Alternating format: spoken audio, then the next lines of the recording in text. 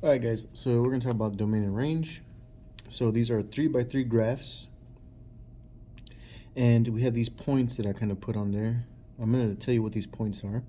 So for this first graph, we have a quadratic that's facing down. This is -1 and +3. So my maximum is at -1, 3.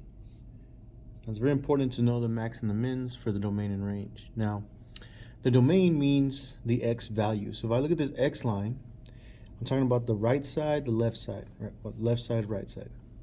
This arrow actually gives me the answer because this is going to go to the left forever. When it goes to the left, that's -infinity, and when it goes to the right, that's +infinity. So for the domain, it goes left and right because of the arrows. We call that all real numbers. All real numbers. Now, when you have a quadratic, a U shape, the domain is always all real numbers. That's the answer. Right? So you might want to remember that. It's very important. And when you have all real numbers, now the range is where we look here. Now remember, range is the y. Oh, y'all can see that with a little reflection. The range is the y. So this number is the range. So my graph is less than this number. So I'm going to say that the range equals y is less than or equal to whatever this number is, the 3. Okay? So if it's going down, it's less. If this was going up the other way, it would be greater than. So you would flip that sign over.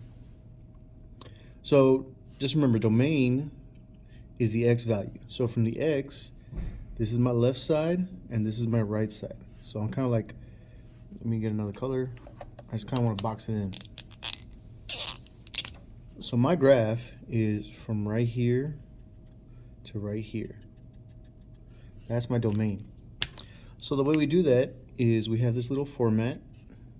The domain always has this little format because we have some circles. Now when you have arrows, it's different. You have all real numbers, but now it's the left side and the right side. In this space, we're going to put whatever this number is. This is the number 1 on my x line. And then this is 2, 3, the number 3. So my graph, my domain is from 1 to 3. Now the range is, we're going to box it in. So from here, I got a +1 to +3. So watch this. 1 is less than, and then y, 3. Now the reason why is because we're boxing it in on the y number. The lowest it goes to is this, and this is the highest it goes to. Okay? Now, there is a difference between the circle and a dot. This has a dot on it. This has an open circle. So it's supposed to be like open. So there's not filled in.